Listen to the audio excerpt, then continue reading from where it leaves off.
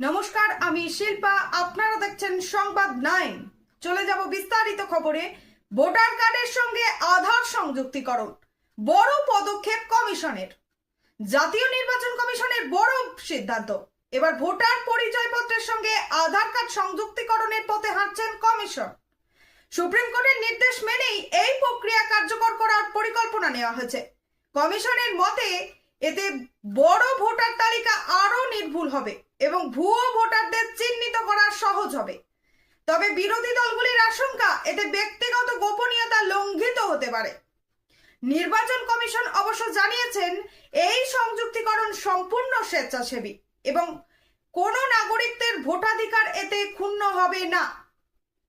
ভোটারদের নিরাপত্তা ও পরিচয় যাচাইয়ের ক্ষেত্রে এই পদক্ষেপ কতটা কার্যকর হবে তা সময়ই বলে দেবে।